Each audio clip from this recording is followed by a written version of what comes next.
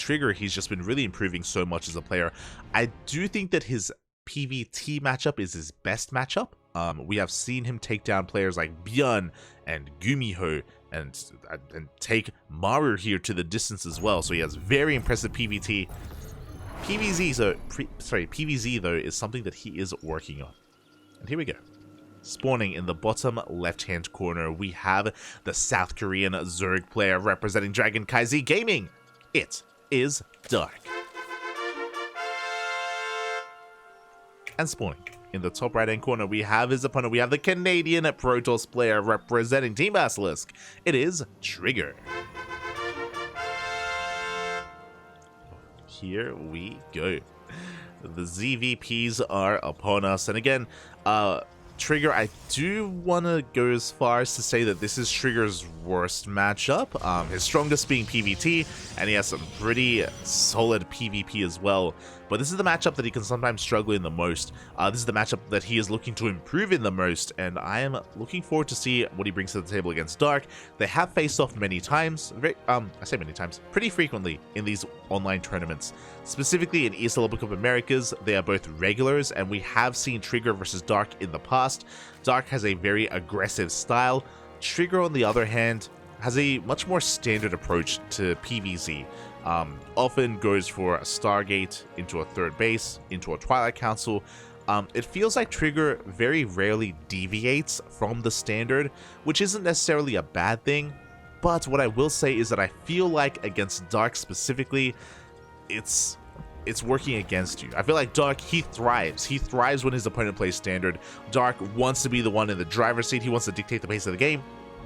He wants to throw a wrench in the works in your build. So yeah, because of that, you have to be that much more on top of your scouting and that much more on top of reacting to Dark instead of the other way around. It's a really interesting dynamic. I think that's why Dark is always a lot of fun to watch, because even though typically the Zerg race is a reactive race, Dark he fights against that. He's like, no, I don't want to react. I want my opponent to react to me instead. And because of that, because, you know, it's kind of working against some of the features or nature of Zerg, at times we can see some rough performances from Dark, but when he looks good, damn, does he look good. Also, it's really interesting to see, even if Dark goes for an all-in, which does often occur, even if he goes for an all-in or a big committed attack, even if he doesn't kill his opponent, even if Dark is behind, it's a bit of a meme. I'm sure you've heard of it if you're in the chat. I'm sure you've heard of it, but it is a bit of a meme that, like, Dark, he's better when he's behind, which is interesting, but like I kind of agree with that in a way. I don't want to say that like he plays better because, you know, he's in a losing position and all that, but like he just gets that much more motivated. Like, he is so tenacious and so just like, I don't know, the fire gets lit underneath him if things don't go his way initially, and he just like he fights so hard against that. Yeah, it's crazy. It's impressive. It's inspiring. I think that's kind of what I want to say. I'm in awe. Oh. As for now, Trigger, he's going for a Stargate opener into the Oracle. I was talking earlier about how Trigger, he typically goes for standard openers, and that's what we're seeing. Stargate into a would-be third base. The Adept is getting in position, and the Oracle is moving out here to try to find some damage, but Dark is in position. He has two queens here to fend off that Oracle, and despite that, the Oracle is getting damage done. The Spore is not quite done yet, so 3 drones go down. Pretty good damage so far from Trigger. Meanwhile, ooh, the Lings get across the map, and they are not gonna get a kill on that probe. Ooh, that was close. That was very close here for Trigger, but the probe does survive. And he does throw down that Nexus. Oh.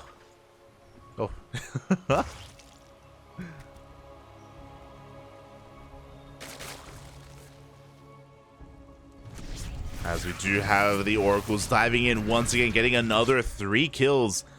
Not too bad here at all. The damage is stacking up, but at the same time, Lings go for a big counterattack. Adepts are not quite done. They are going to be warped in at the last second. Dark not able to punish his opponent too much. Up as he does force units out of position, and he will find a surround here on one Adept. But the Oracle arrives, and Dark is being forced back, and Trigger is now playing here with his reputation. I kind of love it. So, it was a standard opener. It was a Stargate into a third base. That was standard, yes, but the follow-up a little bit less so. And we have been seeing this a lot on Altitude, we've been seeing it on Near Humanity, and now we're seeing it on Ancient Cistern. That's a Fleet Beacon, it's Skytoss. Over the past month, I want to say maybe the past 2 months, it's been really interesting to see that that this has been really trendy. This has been really trendy. We've been seeing Hero do this, Classic has been doing this, a lot of the top Protoss players, Harsim's been doing this as well, and now clearly Trigger as well. This kind of turtling up and rushing into Skytoss, it's kind of what's the word? It's kind of clawing its way. It's creeping its way back into the meta. Unfortunately, it's not a style that I love to see, but it has just been more trendy, and hopefully it's just a trend. Hopefully it doesn't become the norm, as yeah, the carriers, they're in production. Catching up with the chat. I want Dark behind me. Oh. You're an animal. You're an animal. But Dark, he's best when he comes from behind, not from the front. Here we go. Carriers are underway. We are going to be supporting this army here with a Twilight Council. We have a Forge. We're going to be working on upgrades. And so far, this has gone unscattered. So far, these carriers have not been spotted here by Dark. He's getting ready back at home. Likewise, the Oracles, they show up just in time. Drones, they do pull back. Good reaction out of Dark. He doesn't lose too much at all. But what army is he really working with right now? He's working on Queens, Roaches, Lings, everything that is normal. But the carriers are now revealing themselves. Up until now, Trigger has done a great job at keeping these hidden. And Dark doesn't have a lot of anti-air. He has 5 Queens. Is this gonna be game? He only has 5 Queens. That's not going to be enough here to save this base. Drones are going down. This hatchery, it may fall. The Queens are all coming together. We have 4 Spore Crawlers behind this. Dark, he needed a little bit more time. He needed to see this coming ahead of time. He just dives on top of the carriers. The target firing. Up. He will just barely get 1 carrier. Whew. Trigger wasn't looking, and these Queens, they snuck up on the carriers. Did snipe 1. It did cost Dark 8 workers, and he's losing his Queens. Oof. As Dark is trying to hold on here, and here we go. The Spores are waddling on forward. The Queens, they don't have enough engine for transfuse. Looks like they are gonna go down. But what's important, Dark, he holds onto the base. Dark holds onto his hatchery. Up! God, that carrier is so low. The carrier is oh so low.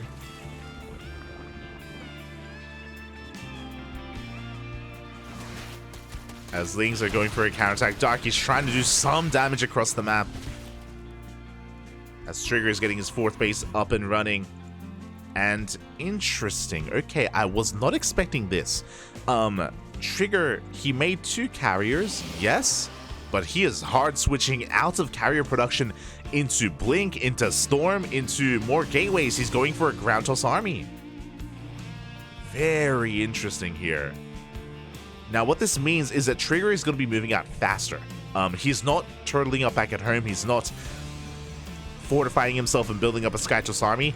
He will have a mobile force much quicker here, and he's about to really reveal his hand. Meanwhile, Dark really only has Lings to defend. He needs more Roaches. He needs a more stable ground army.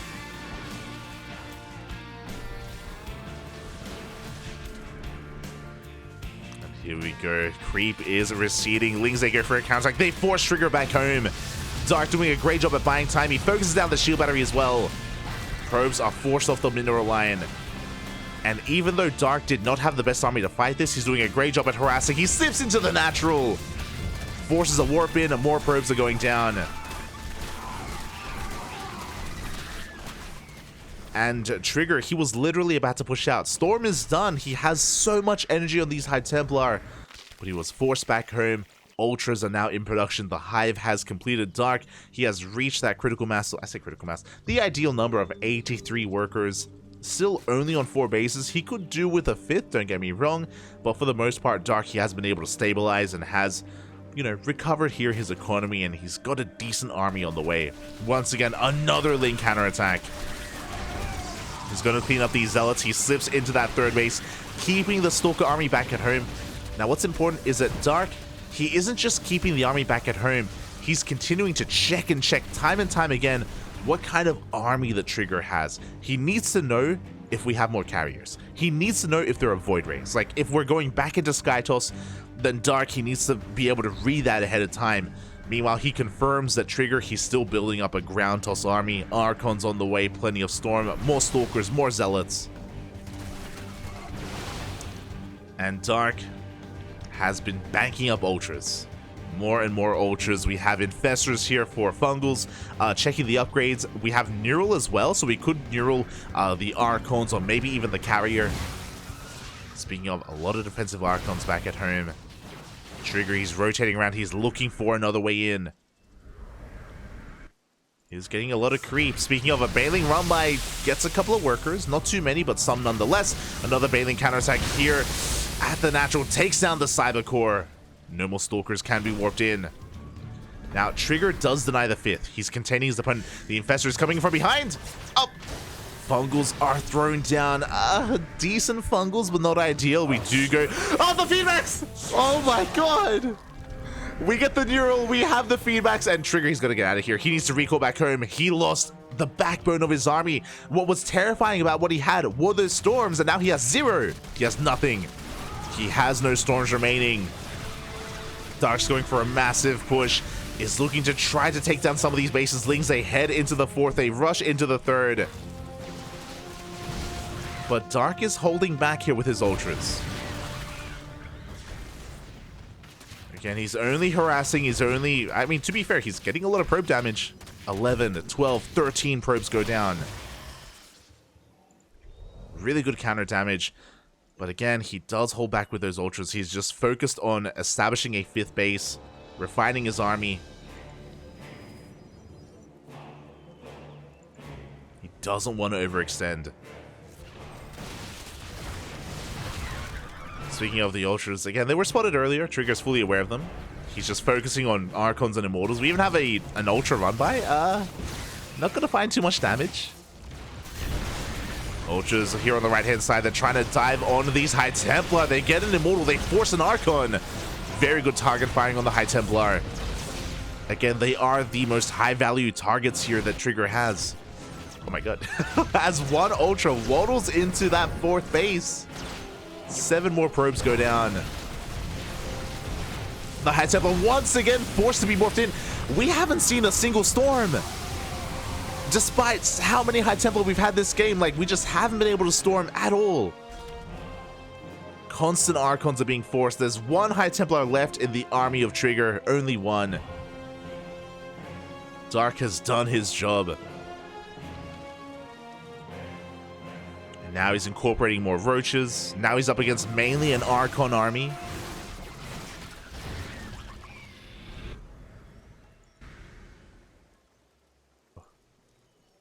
And Trigger, after all that aggression, after the lack of energy on his High Templar, he's backing off. He's taking a more defensive position here. He's just holding on to his 5 bases.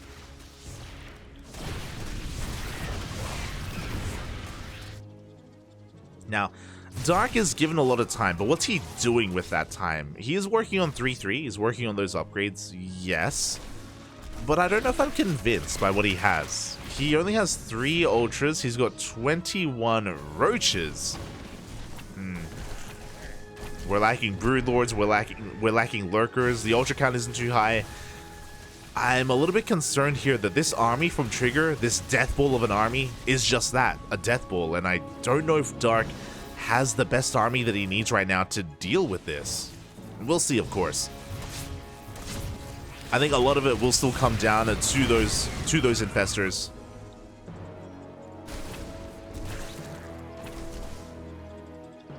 to how the spellcasters are used. And here we go, the main army's coming in, is spotted by Dark. He's pulling back with the queens, Banelings are on the way. This is going to be a pretty important fight here. 14 workers did go down. This is an army that has to be respected. And Dark is setting up a surround. Ultras from behind. Oh, good fungal here on the Archons. They take the Biles to the face. 3 Archons go down already. And I assumed it was a surround, but no, Darky goes for a counterattack. Bailey's able, they get the High Templar. They get the High Templar and the probes as well. Ultra's gonna be just pulling the army back home. Lings bust into the main. Once again, more High Templar go down. We do have a War Prism, and these Zealots are getting damage done. But they're getting cleaned up. They don't get enough workers, not this time. Trigger, he was forced to like do a lap of his own bases. he was getting his cardio in for the day. Has now consolidated his forces. He does have a lot of Immortals. The reason for that, the Immortals, they're ideal against Ultras. But as we've been seeing, we haven't been making Ultras for quite some time. These 3 Ultras have been the only Ultras for like 4 minutes. Dark, he has transitioned out of that into an almost pure Lingbane Ravager army. The Ultras are just harassing and they're getting so much damage done, doing a great job at just crippling the economy. Another massive Ling counterattack collapses on these Archons. Oof. And we're trading Lings for gas here. The Archons are going down. Oh, the probes! No! The probes! No, where are we going? Oof. 19 probes. Oh, 28 workers go down. What's crazy is that this entire time, Trigger has been at home. This entire time, Trigger has been at home, and he just can't keep up. He's just being pulled apart between his 4th, his 5th, his natural, his 3rd, his main. Left and right, he just cannot keep up here with the army.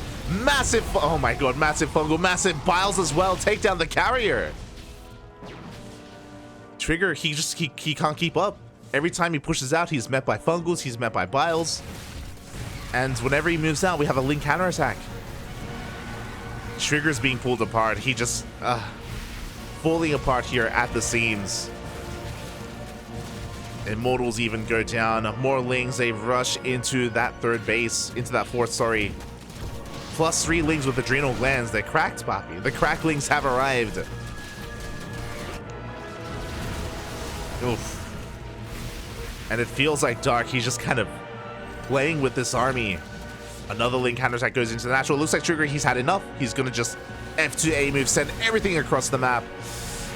Once again, takes another fungal to the face.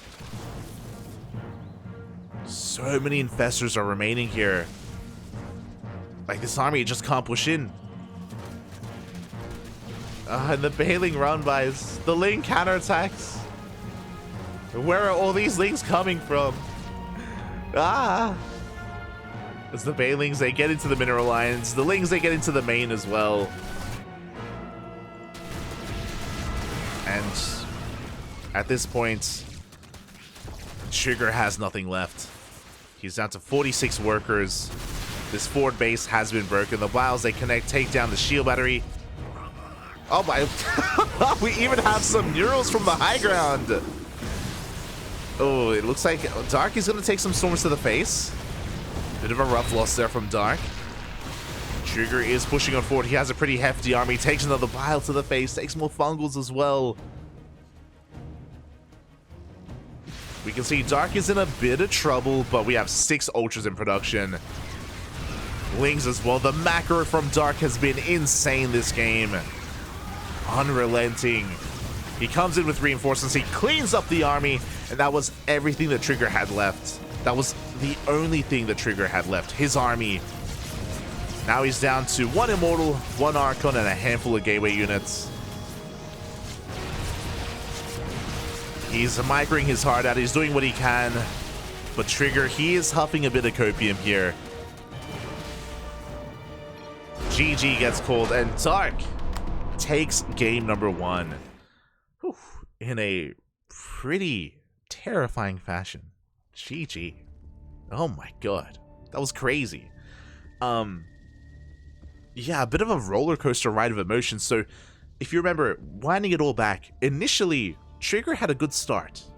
Trigger, he was able to get into his carriers unscouted, and his carriers did a lot of damage. If you remember, winding it back, he got 8 worker kills, he got 2 queens, did lose a carrier, yes, but he also wasn't taking any damage from the big Link counterattack when that was happening at the same time. So it was a good start. It was a good start for Trigger. But it's afterwards. After that Trigger, that's when he transitioned into a ground-based army, into all those High Templar, into the Archons, and Dark was able to just have his way with him, just constantly. That's when the counterattack started. That is when Dark got behind.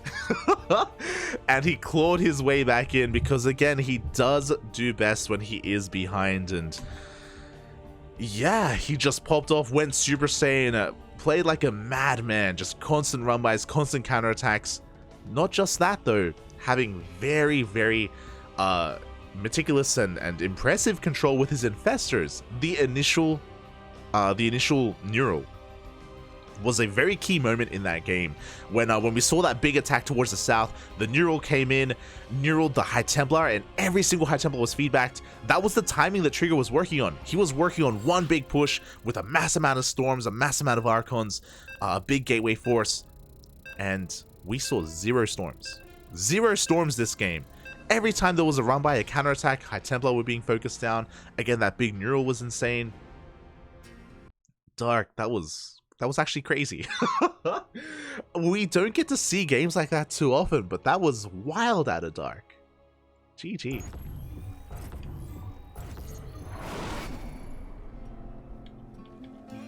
And here we go. Spawning in the bottom right-hand corner of Gressfarm, we have the South Korean Zerg player representing DragonKy Gaming, leading the series 1-0. It is Dark. And spawning in the top left-hand corner, we have his opponent. We have the Canadian Protoss representing Team Basilisk. It is Trigger. Down in this series, but not out, looking to fight back, looking to put a point on the board. Hands for press.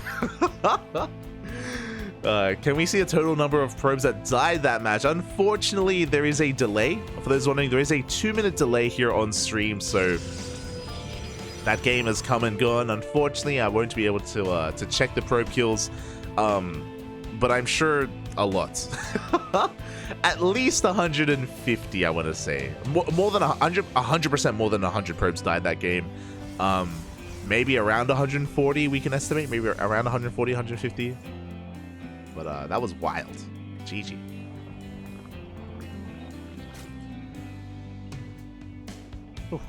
As for the time being, Dark is going for a standard opener, hatch gas spool, everything. Whew, we're chilling, we're calming down. Oh, just gotta... It's getting hot in here, Bobby. It's... Dark, calm down, Bobby, calm down. That was wild.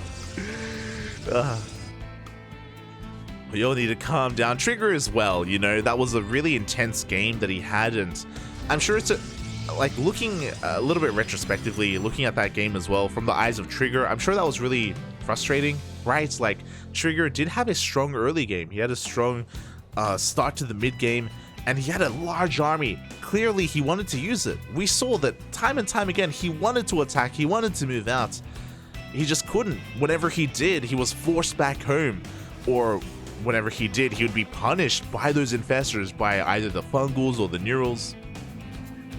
So, yeah, I can imagine that would have been a frustrating game for Trigger. Hopefully he can, again, reset his mind, reset his mental, and get into this with a cool, calm, and collected head, as we do have a Stargate opener.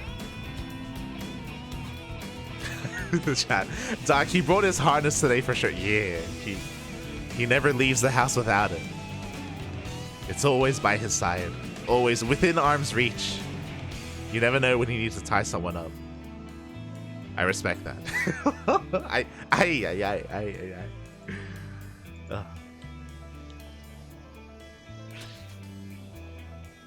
So, yeah, hopefully, again, Trigger is undeterred, and we'll see how he adapts here in game number 2.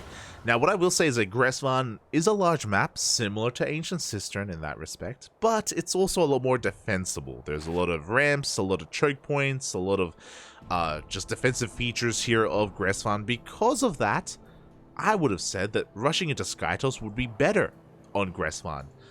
But after seeing it in game 1, I don't think it's wise to do it 2 games in a row in a series. You know, like, despite it maybe being a better option on this map, again, like, because he already did it in game 1, I don't think it's the wisest thing to try to do it here in game 2. That's something you have to bear in mind as well, is how you play out a series, how you plan a series, and what kind of build you whip out at what time. It is another thing that does come into play here in these tournaments. So we'll see what Trigger gets up to. Meanwhile, the Link counterattack does get on top of this Stalker. Stalker is going to go down. The Probe as well is going to barely throw down that Nexus, but is going to be focused down. Up. Up. Oof. Will fall. So good damage is done here by those Lings. Doesn't delay that Nexus for too long, as we do have an Oracle across the map. Does get one drone kill, is looking for another, and should force a cancel on that Spore. Gets a kill. And Trigger isn't done. He does have another Oracle moving out towards the southern portion of the map. If you remember, in game 1, Trigger did get 6 worker kills with his Oracle Harass. He got 3 drones initially, and then he got 3 drones again in the second pass. Oh, a little bit of miscontrol though. He does move command his Oracle in, takes a lot of hits, and has to recall. Meanwhile, Adepts do make it into that third base. Lings are waiting for him. Drones are going down. 3 workers, but I don't think that was quite worth losing one of those Oracles, or sustaining so much damage to one of those Oracles. So a bit of a give and take. Trigger is getting his third base up and running, is up to 3 Oracles at this point. At least he is keeping the low health Oracle back at home. Moving out with the other 2. Looking for economic damage.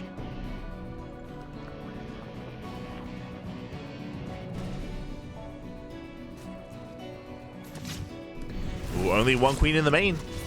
Gets another drone. Behind this, Twilight Council Forge, as to be expected. We're working towards Blink and +1. There's the Robo. Everything is looking as it should. Nothing too fancy this time from Trigger, just standard straight up play, going for that hero style of triple Oracle into Blink, into +1, into Blink Stalkers.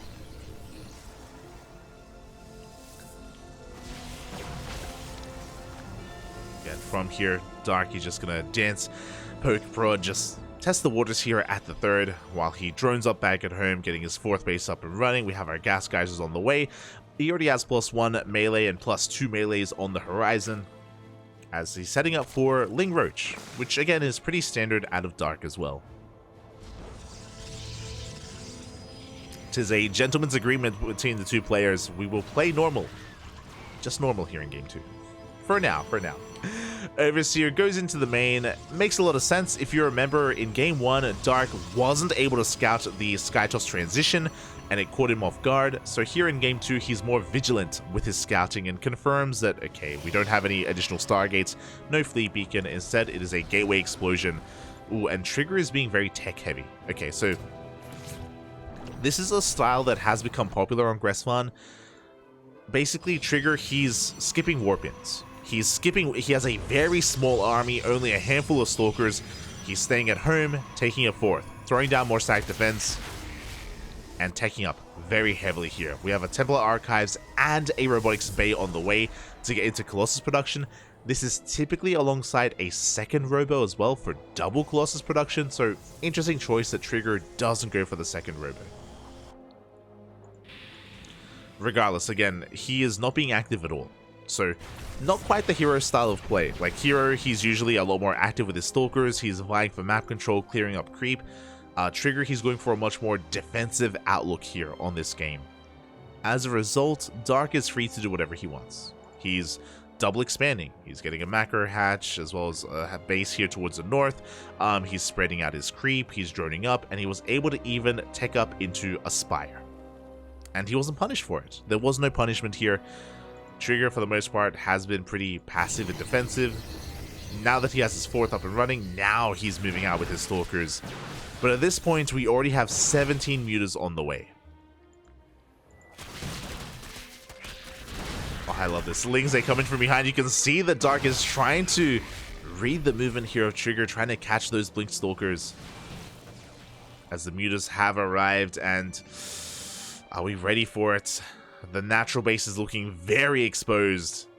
You only need 5 mutas to one-shot a worker, and we have far more than that. This muta switch from Dark unscouted may just end it all here.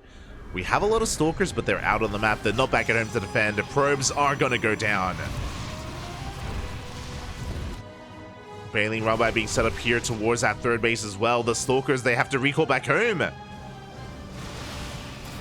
And there aren't enough Stalkers in the main base. Because of the high muta count, we can just go toe-to-toe with the Stalkers. We focus them down. One after the other. Bailings, they waddle into that 3rd base. Ling's getting ready to dive into that 4th. There is some damage being done across the map, but only 5 drones go down. Meanwhile, 24 probes have fallen. As the mutas head back into that 3rd base. The probes, they came back too soon! The probes! They came back too soon, and they're going to be focused down. 29-31 probes. And from here, Dark, he can just continue to produce mutas. He's doubling down on mass muta, and he does have a lot of momentum going his way. Trigger, looking at the units tab here, he's down to 52 workers. He is commencing Phoenix production. He has 1 Phoenix so far. Only 1 Phoenix. He's got a good amount of Blink Stalkers and some Archons, yes. But it's not the most mobile army, and Dark, he can dance between the bases. He depowers some of these gateways. He's going to be heading towards that 3rd once again. So far, Trigger is keeping up a solid revelation on these mutas, but probes go down. And yeah, Dark, he's not stopping muta production. We have another Ling Force being set up on the right-hand side. It looks like Dark wants to try to drag the army out of position and abuse that. And so far, it is working. The Lings have arrived. Cannons are exposed. The mineral line is exposed as well. This doesn't do a lot of economic damage, but it does set things up for the future. As Archons are being focused, the mutas, they get into the main. Even going for some of the tech. And they will get it. Temple Archives goes down, which means no more Archons can be morphed in. And Trigger can't keep up. That's just it. He cannot keep up with this. Once again being pulled apart left and right. The probes go down. The base as well. And Dark, if he wants to, he can just dive on this army. That's exactly what he does. Good hold position micro. Keeping the muta spread, making sure the Archon doesn't get any splash damage. Doesn't want to overextend, but at this point... He has snowballed out of control. We have a 2nd flock of mutas going back into the main. 3rd base is fallen. Lings are just making sure that that's the case. And the 4th is non-existent as well. There's just no mining happening whatsoever. Again, Dark with 2 groups of mutas. Successfully pulling apart his boat, baiting the Stalkers onto the low ground as well. And you can see that the army here of Trigger, it's just been thinned out. Over the course of this harassment, the army has just gotten smaller and smaller. The mutas come back, take down the Cyber Core. Now we can't warp in any more Stalkers. And you can see the mutas, they just decide to fight the Stalkers head on. Dark can afford to do that. Back at home, he's on 87 workers, on 5 bases, on 6 bases, sorry. Just mass gas income. He's up to 48 mutas. 48, papi. Good magic boxing here on top of the army. GG gets called. And Dark will take the series 2-0, advancing on to the semifinals. GG.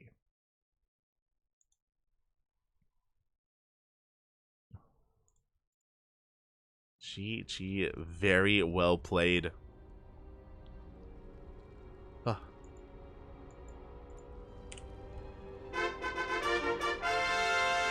Congratulations to Dark for taking the series 2-0 and advancing on to the semifinals in a very, very dominant fashion. Game 1, to be fair, there were moments for Trigger in Game 1, I will say, especially with his carrier timing. But after that, oh my god, Dark, he just turned it up to 11, just mass counterattacks, big engagements, really crisp control when it came to his infestors. And here in game number 2, we were talking about how Trigger, he was going for a very tech-heavy style. Very defensive play from Trigger, slowly getting into...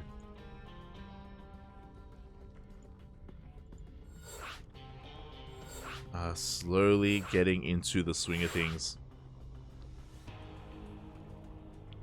But that allowed Dark to, once he realized what was happening, it allowed him to just get up his bases, just drone up heavily, and tech into that Spire completely unscouted, and we saw what Dark was able to accomplish with his mass muta play. GG, well played.